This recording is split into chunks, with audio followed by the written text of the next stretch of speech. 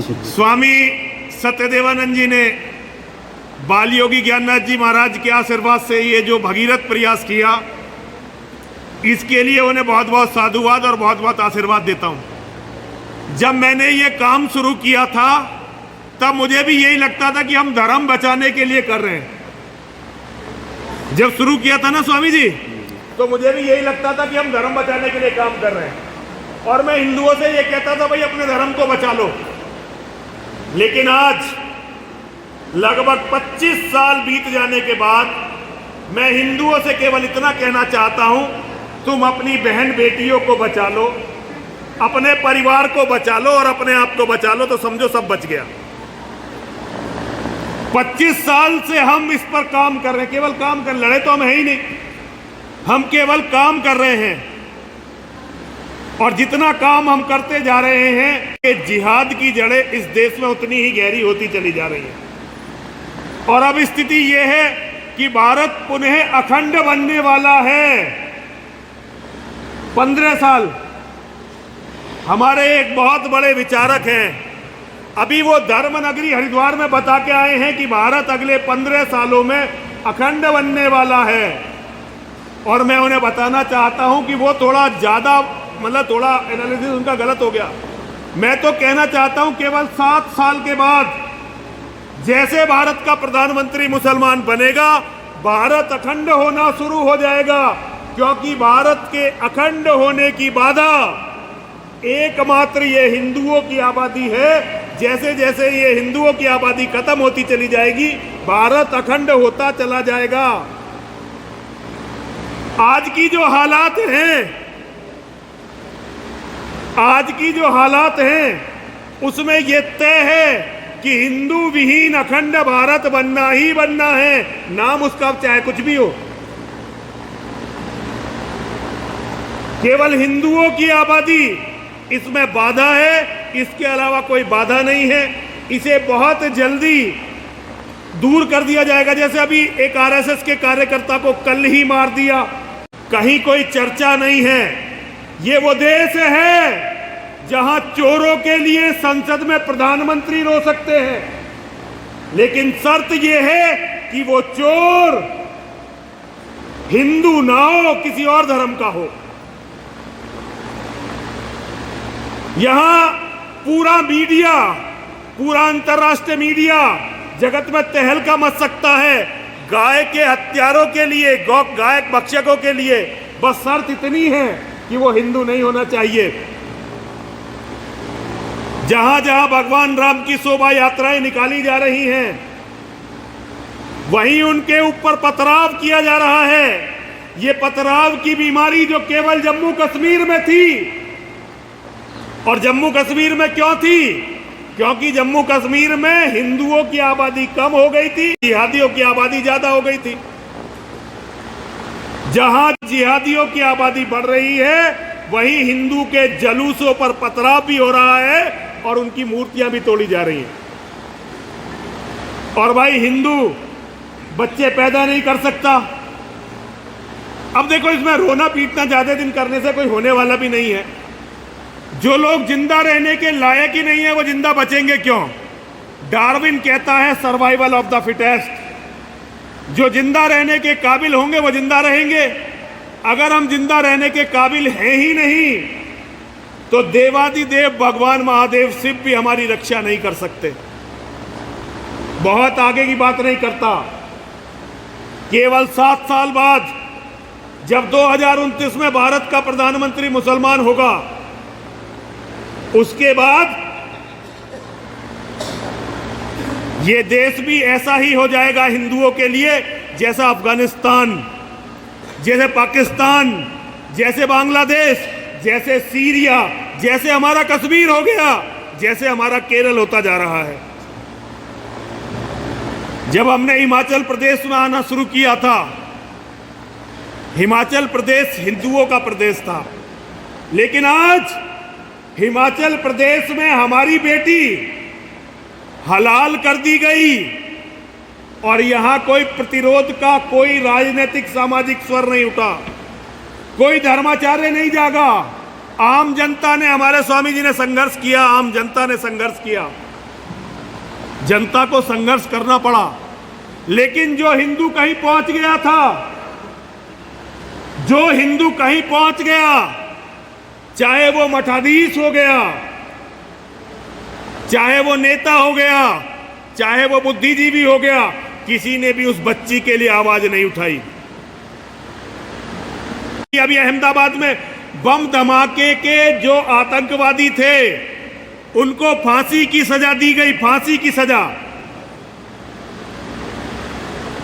जमीयत उलमाए हिंद ने खुलकर यह कह दिया कि हम इनका केस लड़ेंगे और इन्हें छुटा कर दिखाएंगे।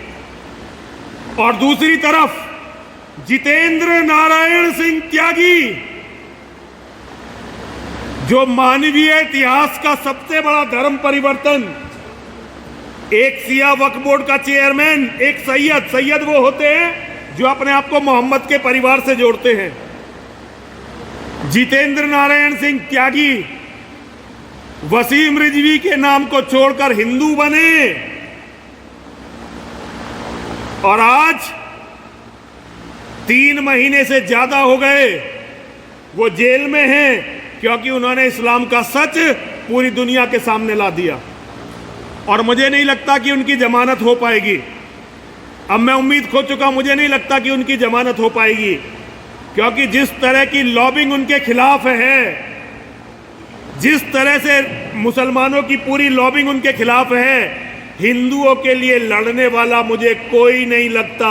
अब कोर्ट दे दे तो दे दे, न्यायपालिका रहम कर दे तो कर दे, बाकी इस सिस्टम के बस की जितेंद्र त्यागी जी को छुटाना नहीं है। हिंदू कौओं से भी बुरे हैं, हिंदू बंदरों से भी बुरे हैं। अभी एक अखबार में खबर आई थी, एक बंदर के बच्चे को कुत्तों ने मार दिया। आप सभी ने पढ़ा होगा। तो बंदरों ने 250 से ज्यादा कुत्ते मार दिए। बंदरों ने इकट्ठे होकर 250 से ज्यादा कुत्ते मार दिए। हिंदू के बेटे का कहीं कत्ल हो जाए, उसके लिए कोई रोने वाला नहीं, बोलने वाला नहीं। एक कौवा कहीं मर जाए, सारे कौवे इकट्ठे होकर काऊ काऊ करते हैं। लेकिन हिंदू के साथ कितना ही अन्याय हो जाए, उसके लिए बोलने वाला, उसके लिए रोने वाला कोई नहीं है। जब तुम किसी के लिए नहीं रो रहे, तो यह भी तय समझो कि जिस दिन तुम्हारे साथ कोई गलत काम होगा, तुम्हारे लिए भी कोई रोने वाला नहीं मिलेगा। हम सबकी नियति है ये। हमने गद्दारी की अपनी संस्कृति से, हमने गद्दारी की अपने लोगों से।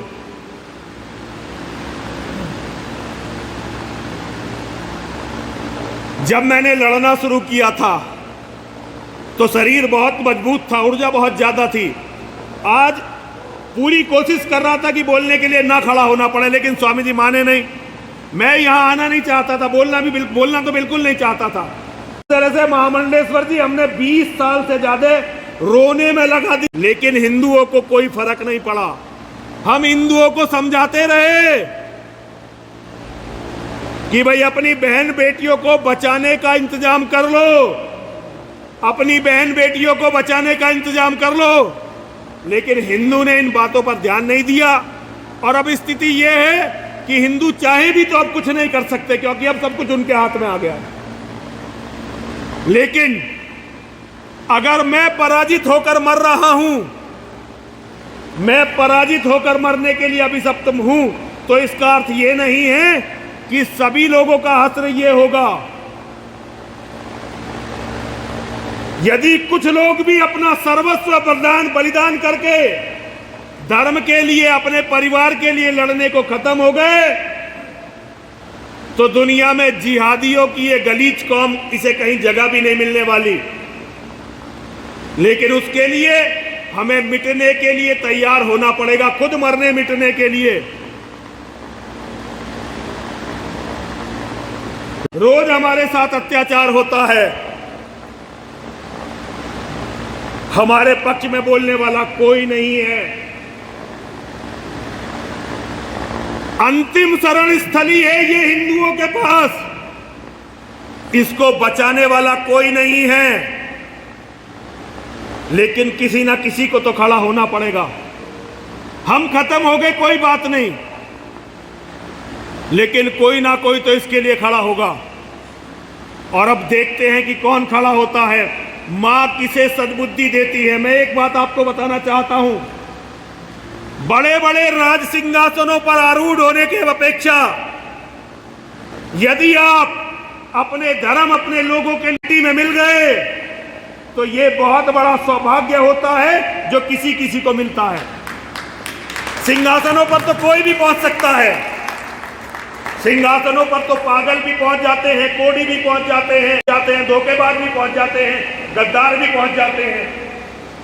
लेकिन धर्म के लिए बलिदान होने का रुतबा केवल और केवल उसे मिलता है जो भगवान का सबसे प्यारा व्यक्ति होता है, वही धर्म के लिए बलिदान होता है।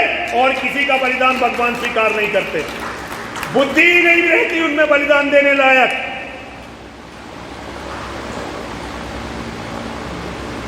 अभी 2 दिन और यहां पर चलेगा और अभी इसके बाद सत्र शुरू होगा। इस सत्र में सन्यासी बोले हैं, इसके बाद सभी कार्यकर्ता बैठेंगे और कार्यकर्ता आपस में बात करेंगे। जैसे स्वामी जी का शेड्यूल होगा स्वामी जी बता देंगे, लेकिन हम लोग हमेशा इसी तरह से करते हैं कि पहले सन्यासी बोलते हैं और उसके बाद कार्यकर्ता भोजन के बाद बैठकर विचार विमर्श करते हैं, एक दूसरे से जान पहचान करते हैं। ठीक है, 3 दिन तक देखिए, आप लोग चिंतन करिए, क्योंकि चिंतन और मंथन से ही यहाँ विष भी निकलेगा और अमृत भी निकलेगा। और निकालने वाले आप ही होंगे, आप में से ही कुछ लोग होंगे। अब 3 बार मेरे साथ बोलेंगे, बोलिए, विजय मिले या वीर गति, विजय मिले या वीर गति। तुम सबसे अकेली मेरी आवाज ज्यादा जोरदार है, बोलो, विजय मिले या वीर गति, विजय मिले या वीर गति। सब महादेव के नाम, सब महादेव के नाम। जीते जी रण छोड़ के जाना, जीते जी रण छोड़ के जाना। वीरों का नहीं काम, वीरों का नहीं काम। विजय मिले या वीर गति, विजय मिले या वीर गति। सब महादेव के नाम, सब महादेव के नाम। जीते जी रण छोड़ के जाना, जीते जी रण छोड़ के जाना। वीरों का नहीं काम, वीरों का नहीं काम। विजय मिले या वीर गति, विजय मिले या वीर गति। सब महादेव के नाम, सब महादेव के नाम। जीते जी रण छोड़ के जाना, जीते जी रण छोड़ के जाना। वीरों का नहीं काम, वीरों का नहीं काम। बोलिए, सनातन धर्म की जय, सनातन धर्म की जय, सनातन धर्म की जय। सनातन के दुश्मनों का नाश हो, नाश हो। सनातन के दुश्मनों का नाश हो, नाश हो। सनातन के दुश्मनों का नाश हो, नाश हो। सनातन के मानने वालों में एकता हो, एकता हो। सनातन के मानने वालों में एकता हो, एकता हो। सनातन के मानने वालों में एकता हो, एकता हो। सनातन के मानने वालों का कल्याण हो, कल्याण हो। सनातन के मानने वालों का कल्याण हो, कल्याण हो। सनातन के मानने वालों का कल्याण हो, कल्याण हो। जयकारा वीर बजरंगी।